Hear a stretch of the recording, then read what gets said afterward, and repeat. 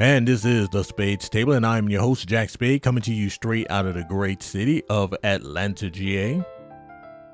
And as the title reads, Pearly done got all your pearls.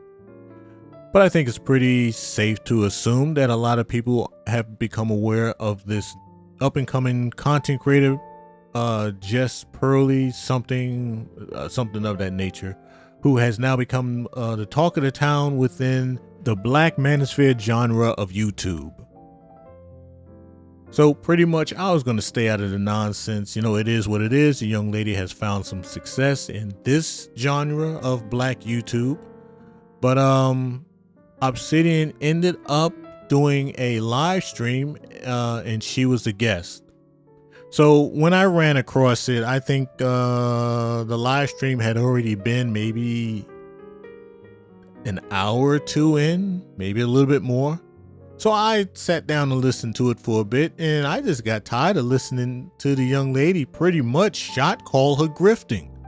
And the fact that, you know, Obsidian loves to call himself, you know, one of the founders of the Black Manosphere, pretty much just sat there and let the young lady, you know, call her grifting.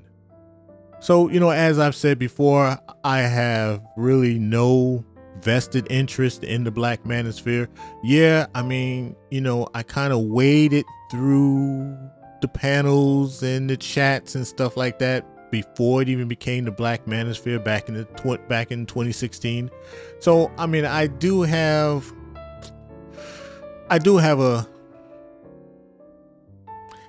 a soft spot in my heart for the genre.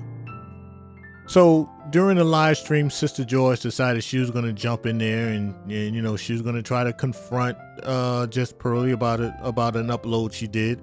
And I had put in the chat that pretty much she was going to screw it up, because I knew there was going to be a part somewhere in there where her participation within the Black Manosphere was going to hit a rough spot, and it happened, and she caved.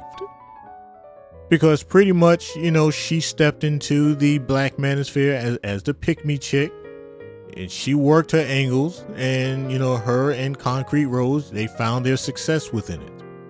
So I pretty much got tired of, you know, folks getting on the panel, they doing all this doggone tap dancing. So I says, all right, you know, I'm just gonna get on, speak my piece, and I'm gonna jump off. So once Obsidian clicked me on, I said this: the Black Manosphere has become the Shady Acres retirement home for grifters.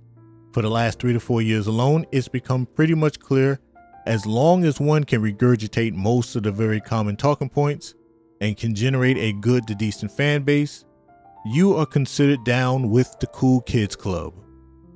And I did close it out with this: so I do understand where the disagreements concerning Jess Pearly lies, which just means it's time for folks to step up to the plate, raise the bar that has become so lowered that Jess Pearly has proven that anybody can exploit. So it's up to them to wiggle the fakers off the line. So for those who are aware of my content, the question of whether or not I'm including Kevin Samuels to that long list of grifters, and my answer to that is yes. Because he jumped into the fray, seeing that there was a way to make money off of it. He borrowed bits and pieces of talking points from here, talking points from there, grabbing from here, grabbing from there, put it together. It sounded like bullshit at first.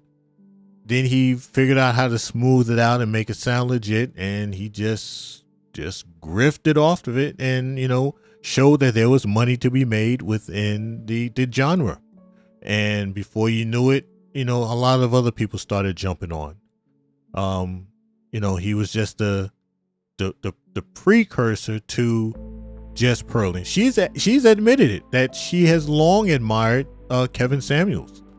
So getting back to the main point, you know, I spoke my piece about the Black Manosphere being a retirement home for grifters.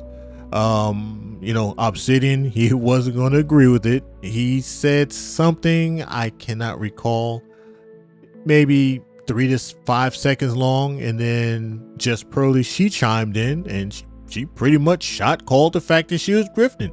She said, if anybody wanted to get on board, she's recruiting.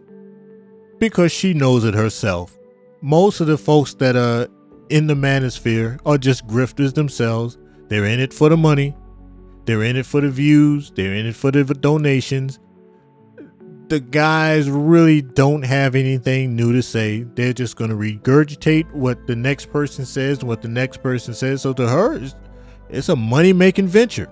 If she can't make it off of the white side of the manosphere, she has a strong feeling she's able to make it off the black side as a white woman. And as Kevin Samuels eventually showed, yes, there was money to be made off the black manosphere. Nothing that you said had to have any tangibles. Nothing that you said had to have any substance. Nothing that you said had to have practicality. Only thing you had to do was pretty much cut and paste, put on a good or great presentation, and the fans would come rolling in. And all the soy boys, they just continue to validate that.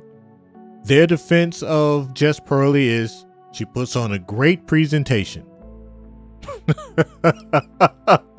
There we go right there. And when you get those clowns in a intellectual corner, they'll admit, "Oh, I'm just digging this for the entertainment value."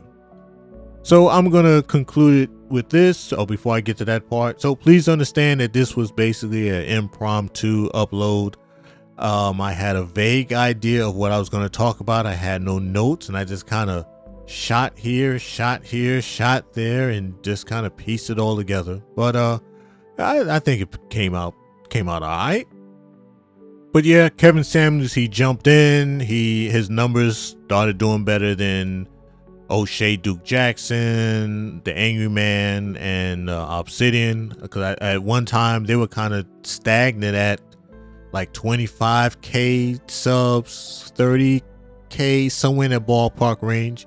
And then Kevin Samuels came in, and then he hit 50,000, 100,000, 150,000. It just kept climbing. Folks were watching the donations come in.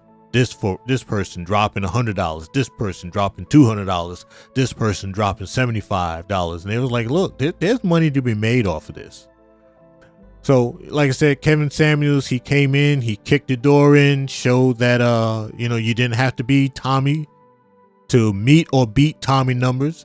Then the Pick Me chicks, they jumped in, and trust and believe, because I'm seeing it. Before you know it, there's going to be a tranny that's going to come in, say all the right damn words, and before you know it, it's going to be shining within the black manosphere.